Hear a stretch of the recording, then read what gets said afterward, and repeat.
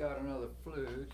It's my good flute, which I bought for $500 used, is kind of out of commission because it needs some repairs, pads, alignments, springs, rods, you name it.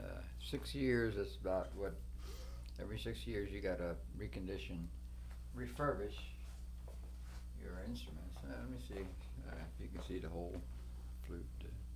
It's a Yamaha. And it's a nice one. It only cost me $175 plus tax, I believe. And I had to get it just because this one here that I bought for $161 is not a Yamaha. It's what they call a sky flute, and it's made by this company. I'll bring that thing there.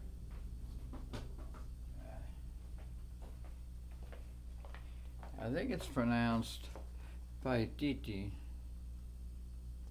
and this is the company that makes that curved flute. Then I found out after a while that Yamaha also makes a curved headed flute, which is probably a lot better.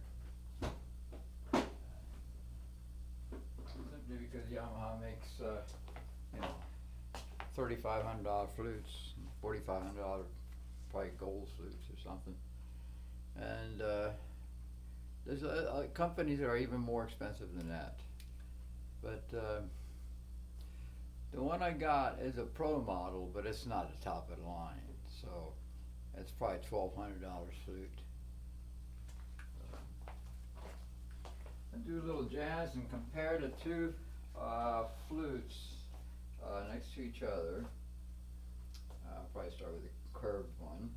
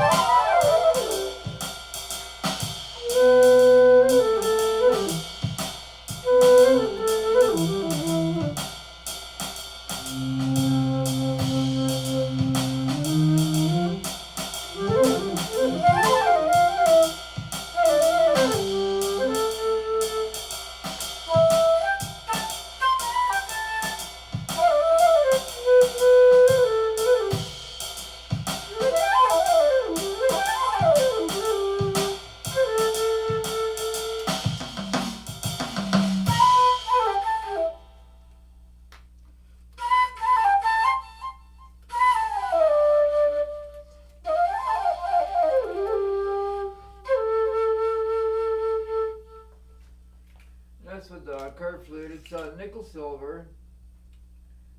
This one's got more silver in it.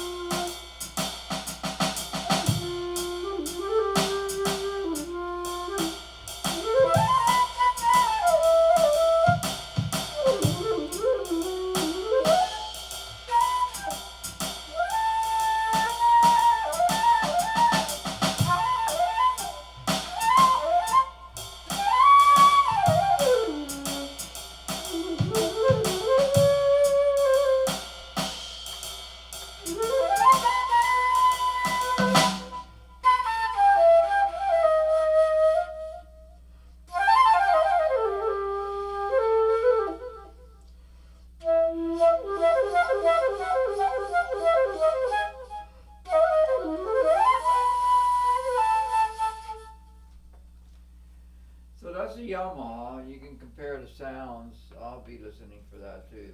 What is the difference? I think that the Yamaha is a sweeter sounding flute, has more silver. Costs just a little bit more. 171 is the curved one. That's nickel silver. It's got more nickel. You can see the difference. This is a brighter, whiter kind of silver than this. And, bring them close together. You should be able to see the difference.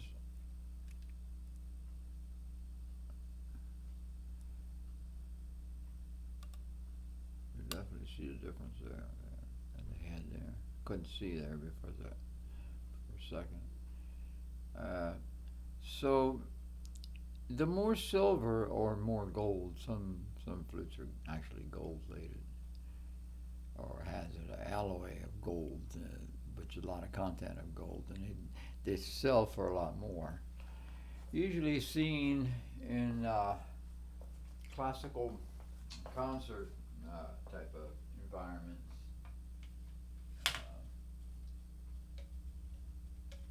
Or famous jazz players might choose to buy a more expensive flute, because that is their shtick. That is what they do.